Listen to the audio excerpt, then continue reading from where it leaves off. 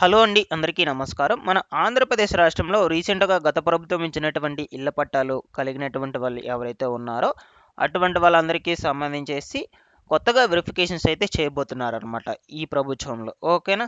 So, అయితే మనకు ఈ యొక్క వెరిఫికేషన్స్ అనేటువంటిది ఏ విధంగా చేస్తారు? అదేవిధంగా ఎవరెవరికి ఈ యొక్క ఇళ్ల పట్టాల వెరిఫికేషన్స్ అనేటువంటిదైతే చేస్తారు? నెక్స్ట్ అట్లాగే ఎవరెవరికి ఇళ్ల పట్టాలు, ఇల్లుని రద్దు చేస్తారు? ఈ వివరాల గురించి మీకు మొత్తం కూడా క్లియర్ కట్‌గా ఎక్స్‌ప్లెయిన్ చేసేస్తాను. అదేవిధంగా మనకు ఈ యొక్క కూటమి ప్రభుత్వం వచ్చాక గ్రామీణ ప్రాంతాల్లో వాళ్ళకి 3 సెంట్లు, పట్టణ ప్రాంతాల్లో వాళ్ళకి 2 సెంట్లు ఇంటి స్థలం అనేటువంటిది ఇస్తామంటూ తీసుకురావడం జరిగింది. సో, అయితే వీటికి సంబంధించి కూడా త్వరలోనే రిజిస్ట్రేషన్స్ అనేటువంటిదైతే మొదలు పెట్టబోతున్నారనమాట. అది ఎప్పటినుంచి అయితే రిజిస్ట్రేషన్స్ ఆన్‌లైన్ రిజిస్ట్రేషన్స్ మొదలు పెడతారో కూడా మీకు ఎక్స్‌ప్లెయిన్ చేసేసాను. రీసెంట్‌గా జనవరి 31 తారీఖున మనకు ఆ రోజైతే లాస్ట్ డేట్ అనమాట. ప్రధానమంత్రి ఆవాస్ యోజన పథకం కింద కొత్తగా ఇల్లు కట్టుకోవడానికి లోన్స్ కోసం రిజిస్ట్రేషన్స్ అనేటువంటిదైతే చేసుకున్నారనమాట. సో, ఇక దానికి సంబంధించేసి మనకు ఈ యొక్క రాష్ట్రంలో ఎవరైతే ఇంటి స్థలం లేకుండా రిజిస్ట్రేషన్స్ చేసుకోవాలనుకుంటున్నారో, ఈ యొక్క సెంట్రల్ గవర్నమెంట్ నుంచి వచ్చేటువంటి ఇంటి స్థలం కోసం ఎవరైతే ఎదురు చూస్తున్నారో, వాళ్ళకి సంబంధించి కూడా త్వరలోనే మనకు ఆన్‌లైన్ రిజిస్ట్రేషన్స్ అనేటువంటిదైతే తీసుకురాబోతున్నారనమాట. అది కూడా మీకు ఈ వీడియోలో అయితే ఎక్స్‌ప్లెయిన్ చేసేస్తాను. మీరంతా కూడా వీడియోని ఎండ్ వరకు చూసేసేయండి. ఎండ్ వరకు చూసేసి ఒక చిన్న లైక్ చేసి మన ఛానెల్‌ని సబ్స్క్రైబ్ చేసుకునేసి అదేవిధంగా టెలిగ్రామ్ గ్రూప్‌లో కూడా జాయిన్ అయిపోండి. టెలిగ్రామ్ గ్రూప్ లింక్ నేను డిస్క్రిప్షన్‌లో అయితే పెట్టేసున్నాను. ఇక వివరాల్లోకి గనుక వచ్చేసినట్లయితే సో, మనకు దాదాపుగా గత ప్రభుత్వము ఇంచుమించుగా చూసుకుంటే 22 లక్షల మందికైతే ఇళ్ల పట్టాలు అనేటువంటిదైతే శాంక్షన్ చేయడం అయితే జరిగిందనమాట. ఆ ప్రభుత్వం వెళ్ళిపోయే టయానికి. ఓకేనా? అందులో చూసుకున్నట్లయితే మనకు ఇంచుమించుగా 7 లక్షల మందికి పైగానే అనర్హులు ఉన్నట్లుగా ప్రస్తుత ప్రభుత్వం అయితే అంచనా వేయడం అయితే జరిగింది. సో, అయితే వీళ్ళందరికీ సంబంధించేసి కొత్తగా వెరిఫికేషన్స్ అనేటువంటిదైతే చేస్తూ ఉన్నారు. వెరిఫికేషన్స్ చేశాక వాళ్ళకి సంబంధించేసి ఇల్లును కావచ్చు, ఇళ్ల పట్టాలు మొత్తం కూడా కంప్లీట్‌గా రద్దు చేసే విధంగా అయితే చూస్తూ ఉన్నారు.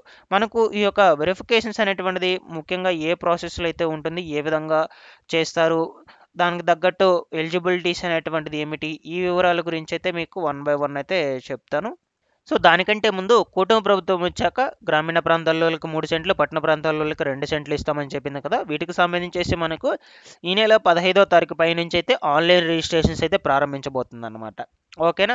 ఈ వెరిఫికేషన్స్ అనేటువంటిది చేసి అనర్హులనైతే గుర్తించి వాళ్ళకి కంప్లీట్‌గా ఇంటిని, ఇళ్ల పట్టాలను రద్దు చేసేసి వాళ్ళకు కూడా కొత్తగా ఇల్లు రిజిస్ట్రేషన్స్ ఇంటి స్థలం రిజిస్ట్రేషన్స్ చేసుకోవడానికైతే అవకాశం కల్పిస్తూ ఉంది కాబట్టి మనకు మాక్సిమం 15వ తారీఖు పైనుంచైతే వీటికి సంబంధించిన ఆన్‌లైన్ రిజిస్ట్రేషన్స్ అయితే మొదలు పెడతారు.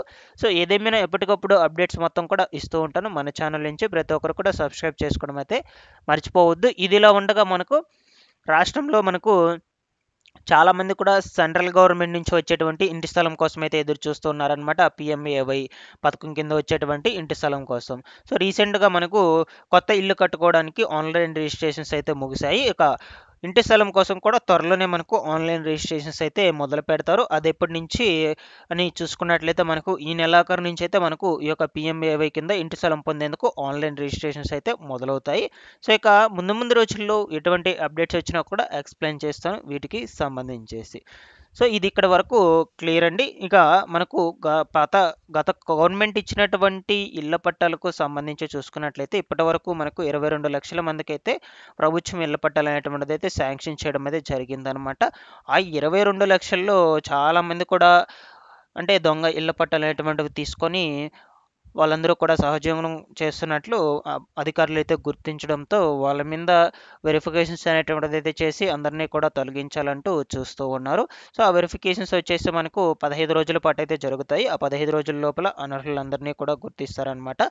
అయితే మనకు వీటికి సంబంధించి ఎటువంటి వారిని అనర్హులుగా అయితే గుర్తిస్తారు అని చూసుకున్నట్లయితే మొట్టమొదటగా సో, ఆల్రెడీ కూడా వాళ్ళకు ఇంటి స్థలం అనేటువంటిది కలిగి ఉండి, ఇల్లు కలిగి ఉండి, సో, మరలా కూడా ప్రభుత్వం నుంచి వచ్చేటువంటి ఇంటి స్థలం అనేటువంటిది పొంది, ఇల్లు పొంది, వాటి మీద ఇళ్ల పట్టాలు ఎవరైతే పొంది ఉంటారో, అటువంటి వాళ్ళందరికీ కూడా గత ప్రభుత్వంలో ఇచ్చినటువంటి ఇళ్ల పట్టాలను, ఇంటిని మొత్తాన్ని కూడా రద్దు చేసేస్తారనమాట. ఎందుకంటే వాళ్ళకి ఆల్రెడీ కూడా ప్రభుత్వం ఇచ్చినటువంటి ఇల్లు కానీ, ఇంటి స్థలం అయితే కలిగి ఉన్నారనమాట. ఫర్ ఎగ్జాంపుల్‌గా సెంట్రల్ గవర్నమెంటే ఇచ్చిందనుకో, సో వాళ్ళకి మరలా కూడా స్టేట్ గవర్నమెంట్ అనేటువంటిది ఇచ్చున్నట్లయితే, అటువంటి వాళ్ళు ఎవరైనా ఉన్నట్లయితే వాళ్ళకి కూడా తొలగిస్తారనమాట.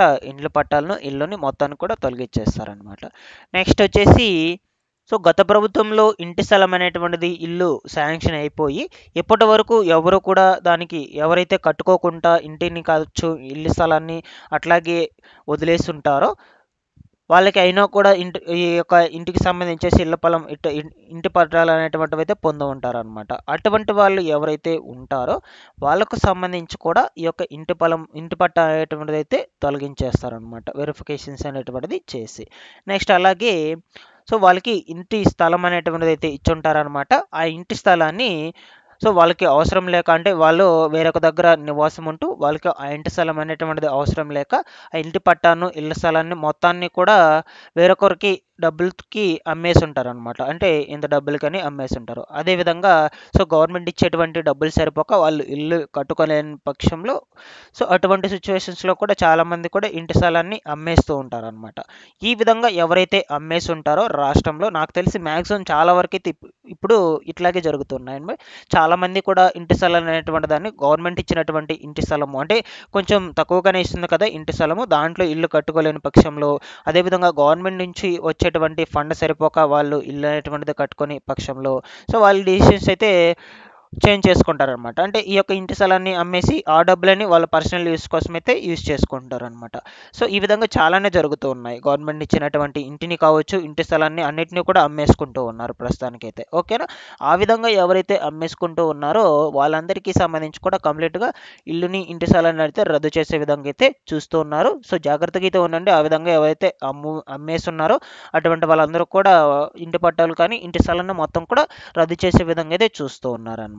నెక్స్ట్ అట్లాగే ప్రభుత్వానికి ఎవరైతే ట్యాక్స్ పే చేస్తున్నా సరే వాళ్ళు ఇంటి స్థలము, ఇంటిని ఇళ్ల పట్టాలకు సంబంధించి పొందుంటారనమాట. అటువంటి వాళ్ళు ఎవరైతే ఉన్నారో వాళ్ళకు కూడా రద్దు చేస్తున్నారు. అదేవిధంగా వాళ్ళ ఇంట్లో 4 చక్రాల వాహనం ఎవరైతే పొంది ఉంటారో సో వాటికి సంబంధించేసి కూడా పొంది ఉన్నప్పటికీ వాళ్ళు ఇళ్ళ పట్టాలని కలిగి ఉంటారనమాట. అటువంటి వాళ్ళు ఎవరైతే ఉన్నారో వాళ్ళకి కూడా ఈ యొక్క ఇళ్ళని తొలగించే విధంగా అయితే చూస్తూ ఉన్నారనమాట. ఓకేనా? సో ఈ విధంగా అయితే ఈ ఎలిజిబిలిటీస్కు లోబడి లేకుండా ఎవరైతే ఉంటారో అటువంటి వాళ్ళందరినీ కూడా అనర్హులుగా అయితే గుర్తించేందుకు ప్రభుత్వం అయితే నిర్ణయం అయితే తీసుకుంది. ఇక ముందు రోజుల్లో వీటి మీద ఏమన్నా మార్పులు చేర్పులు చేసినా కూడా మన ఛానల్ నుంచి అయితే మీకు ఎప్పటికప్పుడు అప్డేట్స్ అయితే ఇస్తుంటాను. ప్రతి ఒక్కరు కూడా మన ఛానల్ని సబ్స్క్రైబ్ చేసుకోవడం అయితే మర్చిపోవద్దు. అలాగే ఈ వీడియోకి ఒక చిన్న లైక్ చేసేయండి.